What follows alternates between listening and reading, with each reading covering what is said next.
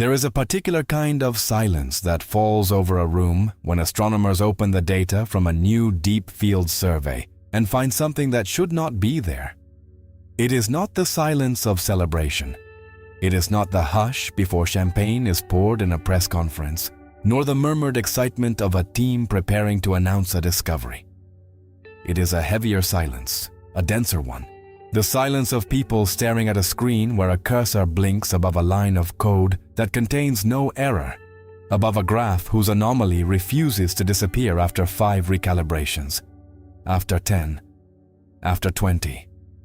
It is the silence of men and women who have spent their careers trusting the universe to behave, and who are, at that precise moment, beginning to suspect that it might not. That silence has been settling, quietly, over NASA.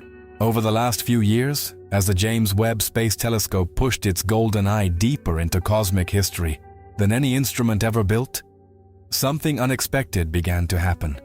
The images came back, the spectra came back, the measurements came back, and one by one, in ways that were subtle at first, then persistent, then impossible to dismiss, they began to contradict the model of the universe that humanity spent a century constructing. Galaxies older than the age of the cosmos that birthed them. Structures too vast to have formed in the time available. Alignments whose symmetry, if calculated honestly, should be statistically forbidden. Voids where there should be matter. Matter where there should be void. And a background glow faintly shining across the sky, brighter than the sum of every known star, as if someone had left a light burning on the far side of the observable universe and forgotten to turn it off before we learned how to look. Each anomaly, taken alone, could be a curiosity, a footnote in a journal, a quirk to be resolved. But together, they have begun to form something else, something that the most careful cosmologists, speaking carefully, are starting to call a pattern. And in cosmology, a pattern is never a small thing. A pattern demands a cause. And a cause, applied to the whole of the universe, means that something colossal is operating behind the scenes of what we call space, time, matter, and light. If this kind of exploration speaks to something in you, if these questions at the edge of what we understand also fascinate you, then stay here for a while. Leave your like, subscribe to the channel, and let us walk together across this boundary. Because what we are about to examine is not just a story about telescopes. It is a story about the quiet moment when a civilization begins to suspect that its map of reality may be wrong. To understand the weight of what is happening, you must first understand the size of the stage. And the stage, when we speak of the universe, is almost impossible to hold in the mind. So let us begin somewhere human, somewhere small, somewhere you can feel with your hands. Imagine a single grain of sand, resting on the tip of your finger. Hold it at arm's length against the night sky. That tiny speck covering a patch of darkness smaller than the head of a pin is roughly the area of sky that the Hubble Space Telescope once stared at for over 11 days straight, in a region so apparently empty that most astronomers thought the experiment was a waste of time. When the image came back, that grain of sand contained more than 10,000 galaxies. Not stars, galaxies. Each one a swirling city of hundreds of billions of suns, each one separated from the next by distances so vast that light itself, the fastest messenger in creation, takes millions upon millions of years to cross the space between them. Now hold that image in your mind and lift it. Multiply it across the entire sphere of the sky. The observable universe, the portion we can see, contains at least 2 trillion galaxies. And that is only the part close enough for light to have reached us in the 13.8 billion years since the beginning. Beyond that, in every direction, there is more. Always more. This is the scale that NASA's instruments are trying to read. The way a child tries to read a book written in a language older than memory. The James Webb Space Telescope, the one whose data is quietly unsettling cosmologists, was built to see deeper than Hubble ever could. It does not simply look across space. It looks across time, because light is slow compared to distance. When Webb stares into the deep field, it is collecting photons that left their source when the universe was in its infancy, when the first galaxies were only beginning to stitch themselves together from the darkness. That is where the first strange thing happened. Webb looked back toward the cosmic dawn, the age when galaxies should have been small, faint, half-formed, and it found them massive, luminous, structured, already aged. Galaxies that, according to every textbook, should not have been able to grow that much in so little time. They sat there on the screen, pixelated and impossibly old, as if arriving at a party that had not yet begun. And that was only the first anomaly, only the loose thread. The one you pull thinking it will come free, and instead begins to unravel the entire tapestry. When a single galaxy appears out of place, you check the instrument. When a dozen appear, you check the model. When hundreds appear, scattered across the deep field in every direction the telescope turns, you begin to suspect that the problem is not with what you are looking through, but with what you thought you were looking at. That is the stage cosmology has now reached. The galaxies Webb keeps finding in the earliest epochs of the universe are not slightly larger than expected. They are in some cases 10 times more massive than the standard model predicts could exist at that age. Imagine walking into a delivery room and finding a full-grown adult standing beside the crib. Imagine a forest where the oldest trees are younger than the saplings growing at their feet. This is the kind of contradiction that data is whispering, and it is whispering it in more than one place. Because the galaxies were only the beginning. Astronomers then turned their attention to what should have been one of the most reliable numbers in modern science: the Hubble constant, the rate at which the universe is expanding, a value that, once measured, should not change depending on how you measure it. Yet when teams calibrated the expansion using the cosmic microwave background, the faint afterglow of the Big Bang, they got one number. When other teams measured it using supernovae in nearby galaxies, they got a different number. The gap refused to close. It was not a rounding error. It was not noise. It was a structural disagreement between two reliable methods, each insisting the universe was expanding at a different speed. This discrepancy has a name now: the Hubble tension. And it has grown, year after year, with every new measurement. Then came the alignments, vast structures of galaxies, stretching for billions of light years, arranged in ways that seem to prefer certain orientations over others. A universe that, according to every foundational assumption, should be smooth and isotropic at the largest scales, appears to have preferred directions, faint, subtle, but persistent. As if the cosmos, at its grandest dimension, were quietly leaning one way. Then came the dark flow. Entire clusters of galaxies, millions of them, drifting together toward a point beyond the edge of our observable horizon. A point we cannot see. A point that, by every law we know, should not be able to pull them. Something, or the ghost of something, is tugging on pieces of creation from a place light has not yet had time to reach us from. Anomaly by anomaly, the universe is stepping outside the shape we drew for it. And the shape, it turns out, was only a shadow of something far stranger. And here is where the real problem begins to surface. Not the anomalies themselves, but what they imply when you line them up and let them speak together. For a century, cosmology has rested on a single elegant equation, a framework known as the lambda cold dark matter model. It is the scaffolding underneath every picture of the universe you have ever seen. It tells us the cosmos is made, roughly, of 5% ordinary matter, the kind that forms your body and your planet and every visible star. 27% dark matter, an invisible substance we have never directly detected, but whose gravity we feel binding galaxies together. And 68% dark energy, a mysterious force pushing the universe apart, accelerating its expansion, stretching space itself like an unending breath. That is the model. That is the map. And for decades, the map worked.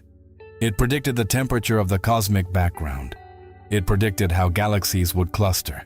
It predicted more or less what the universe should look like at every age. But here is the paradox.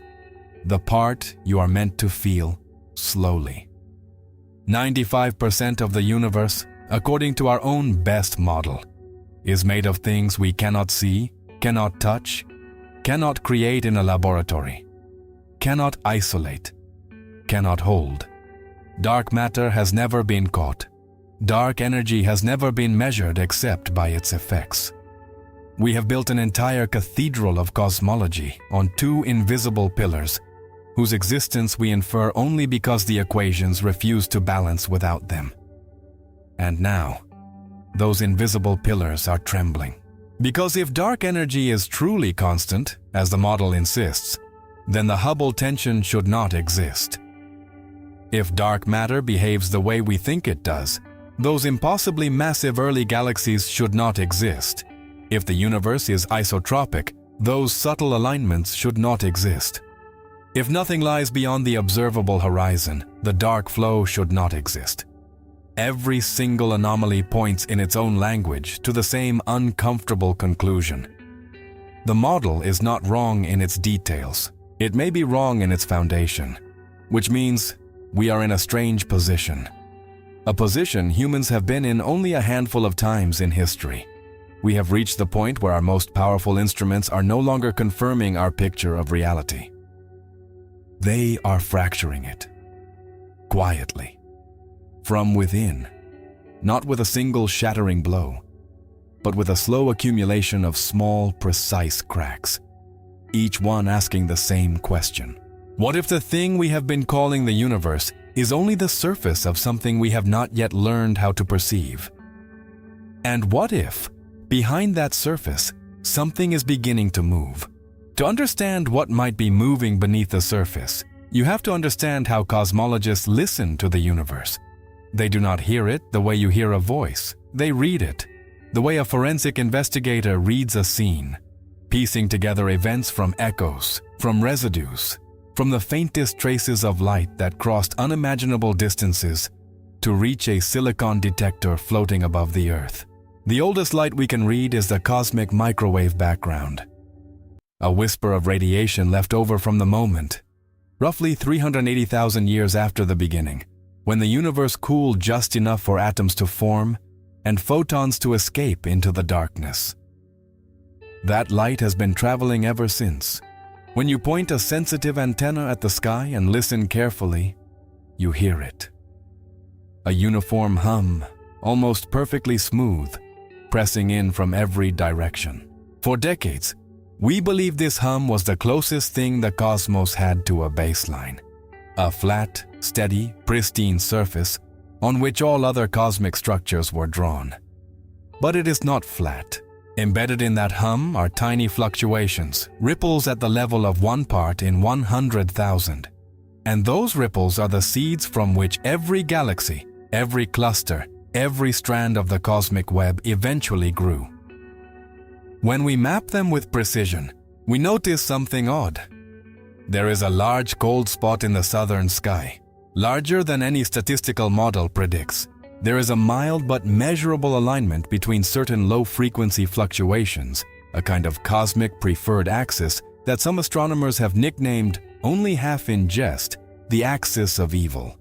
Individually, each could be a coincidence. Together, they suggest that the earliest moments of the cosmos were not quite as symmetric as the theory demands. Then there are the galaxies themselves, arranged not randomly, but in a vast filamentary structure. A web of light years strung across the darkness, with immense voids between the strands. Certain voids are bigger than they should be. The Boötes void, the Eridanus supervoid. Regions of emptiness so enormous that if our Milky Way had formed inside one, humanity might not have discovered other galaxies until the 20th century, simply because there would be almost nothing nearby to see. Each of these observations, on its own, is a minor inconsistency. a rough edge in an otherwise elegant painting. But cosmologists are trained to notice rough edges, because the history of physics has taught them, again and again, that every great revolution began with someone staring at an anomaly no one else wanted to take seriously. The mechanisms behind what we are now seeing may involve fields of energy we have not yet named, geometries of space we have not yet formalized, or perhaps behaviors of matter at the earliest instance of time that do not match anything we have been able to simulate. Something is writing in the margins of the cosmos, and we are only beginning to recognize the handwriting. The deeper cosmologists dig, the stranger the excavation becomes. Because in science there is a peculiar law, unwritten but universally obeyed. For every mystery you solve, the universe hands you two more in return, and each new mystery tends to be larger than the one that came before. Consider dark energy. When it was first proposed in the late 1990s, after supernovae data revealed that the expansion of the universe was accelerating rather than slowing down, it was introduced as a placeholder. A constant, an unknown quantity slipped into the equations to make them match reality. Its value, when measured, was astonishingly small, so small that if you tried to predict it from first principles using quantum field theory, you would overshoot the observed value by a factor of 10 to the power of 120. That is not a rounding error. That is the worst prediction in the history of science, and it still sits, unresolved, at the heart of physics. Now, recent data from the dark energy spectroscopic instrument suggests something even more troubling. Dark energy may not be constant at all. It may be evolving over time, weakening, or shifting in ways that cannot be captured by a single number. If this is confirmed, decades of cosmological assumptions collapse at once. The universe would no longer be expanding at a predictable rate into a predictable future. It would be breathing in patterns we have not learned to read. Then there is the matter of the early galaxies. If the universe truly did produce fully formed, massive galaxies within a few 100 million years of the beginning, then something had to accelerate their growth. Either dark matter clumped faster than any simulation predicts, or black holes formed earlier and in larger numbers than we believed possible, or the conditions of the primordial universe allowed for processes we have not yet imagined. Each possible solution opens a door into a corridor no one has mapped, and the corridors keep branching. When astronomers measure the abundance of primordial lithium, they find less than the Big Bang predicts. When they count the largest cosmic structures, they find formations that, by the logic of the model, should not have had enough time to coalesce. When they examine the polarization of ancient light, they find rotations whose origin no one can explain cleanly. Each of these is a small scream from the data, and the screams are beginning to harmonize. What cosmology faces now is not a single puzzle, but a compounding one. Every tool sharpened to resolve one anomaly reveals three others beneath it. And as the resolution increases, as the instruments grow more precise, the universe does not become clearer. It becomes stranger. We are not approaching an answer. We are approaching the edge of a question we did not know we were asking. If what the data is whispering turns out to be true, the consequences do not remain confined to academic journals. They ripple outward, through physics, through philosophy, through the quiet chambers of the human self-image. Because a universe that does not behave the way we expected is a universe that does not belong to us in the way we believed it did. Consider for a moment what it would mean if dark energy is evolving. The ultimate fate of the cosmos would no longer be a slow, infinite coasting into cold darkness, the scenario known as heat death. It could be something else entirely. A slowing down, a gentle reversal, a collapse back toward a single point, billions upon billions of years from now, in what cosmologists call a big crunch. Or it could accelerate into something stranger, a runaway expansion so violent that atoms themselves are eventually torn apart, a fate poetically named the Big Rip. The entire destiny of matter, of stars, of any future civilization that may yet arise, would change depending on a quantity we still cannot precisely measure. Consider what it means if the universe is older than we think. Every clock in astronomy would need to be recalibrated. Every stellar lifetime, every galactic evolution, every estimate of how long life has had to emerge in the cosmos would shift. The Fermi paradox, the question of why we see no signs of other civilizations in a universe that should be teeming with them, would take on new weight. More time means more chances. More chances means the silence grows louder. Consider what it means if something lies beyond the observable horizon. If the dark flow is real, if entire galactic clusters are being pulled toward a presence we cannot see, then our universe is not self-contained. It is a bubble within something vaster, and that vaster thing has gravity, and that gravity has a direction, and that direction has a source.